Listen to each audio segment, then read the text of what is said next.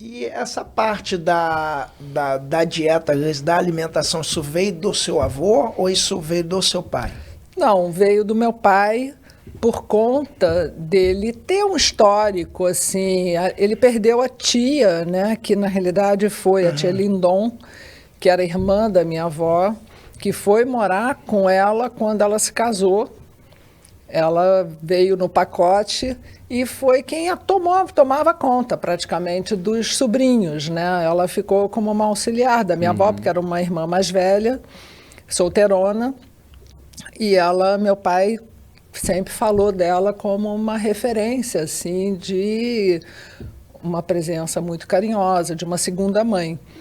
Então, e ela morreu cedo de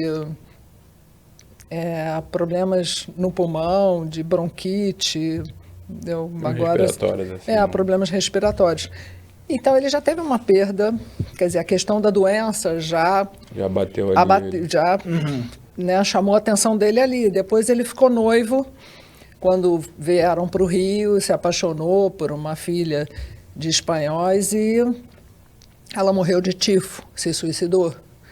Então, quer dizer, a vida do meu pai já foi marcada por perdas em função de doenças. E ele nunca foi também uma criança ou um homem fisicamente muito forte.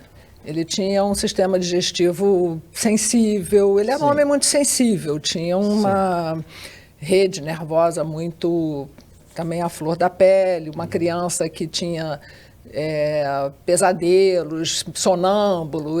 Foi uma criança assim com uma estrutura assim psíquica muito excitada, uma mente muito excitada e muito sensível.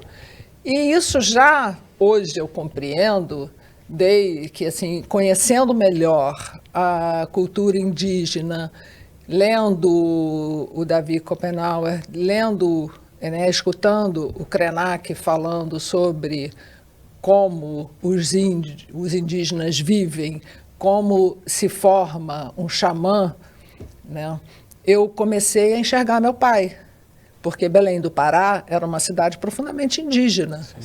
Né? Tinha uma presença indígena na cultura fortíssima. Ele nasceu em 1902, imagina. Então, e era um menino criado na rua, porque ele, como diz o Reison, dá uma definição que eu acho muito incrível, que ele era um menino de rua de boa família.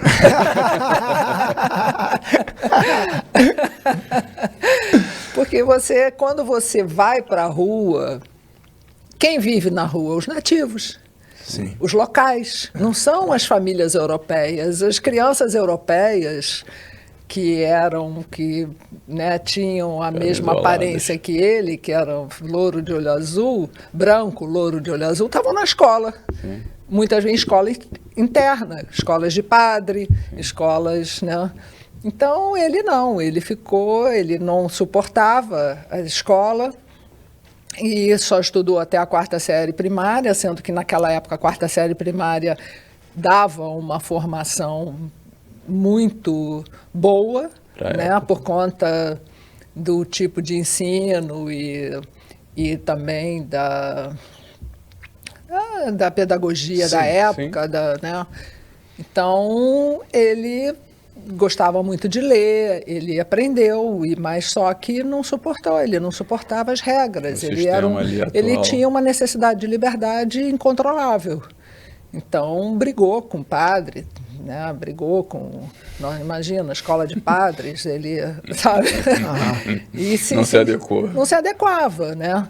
E desde o momento que ele não decidiu, não ia mais para a escola, acabou influenciando os irmãos também, que também, então todos ficavam acompanhando ele, né? Principalmente o Oswaldo e o Gastão. Né? Mas como é que é isso? O pessoal todo ficava estudando em casa? Como é que é? Estudando em casa não, simplesmente não ia à escola, ficava infernizando a vida dos outros.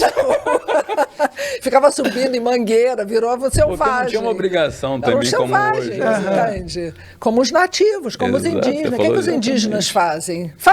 Eles vivem a vida. Exatamente. Eles desfrutam da vida. Eles come, dorme e é pronto. Não é pronto não. Eles vivem a experiência da natureza. Sim. Entende?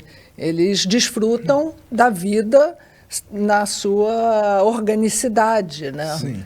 Vida orgânica. Da vida orgânica. Eles têm uma vida orgânica. Então, é a contemplação, é a brincadeira. É brincadeira. Eles brincavam o dia inteiro, normal. como a gente fazia em Teresópolis, porque isso meu pai passou para gente. Sim. Você perguntou da infância. Sim. A gente brincava o dia inteiro. Chovia, a gente botava o biquíni e ia deslizar no gramado da casa, assim, tinha uns gramados enormes, a gente ficava deslizando nos gramados com a chuva, a gente tomava banho de chuva, isso era um programa, você entende? Os animais eram soltos, os cavalos, as galinhas, os cachorros, era tudo solto, eu cansei de fugir, o cavalo várias vezes corria atrás de mim, eu saía em disparado com o cavalo correndo atrás de mim, olha que sensação, eu entrava na cozinha e o cavalo passava, mas eu fugia. Então, também foi uma infância selvagem, também foi uma infância de subir em árvores, de desfrutar da liberdade da natureza, né? Sim. Então, isso, meu pai, por ele ter vivido, ele sempre quis proporcionar esse ambiente livre aos filhos. Ele nunca exigiu nada dos filhos. Era um homem que acreditava que cada um traçava o seu próprio destino.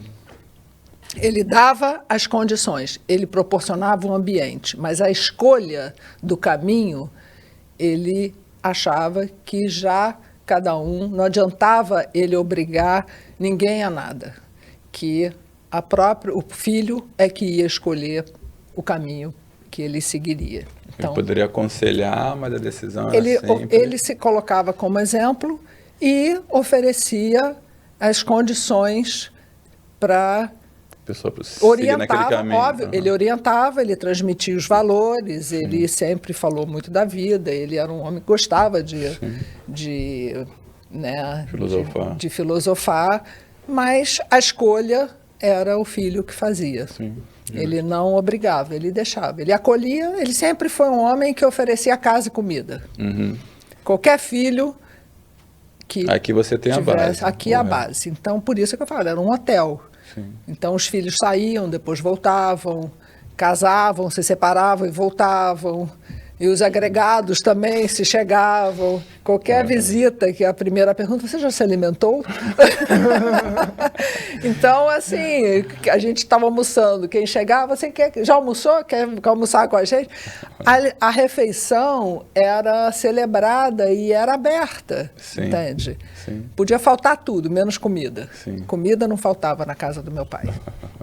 Ele podia ficar sem dinheiro para tudo, menos para comprar comida. E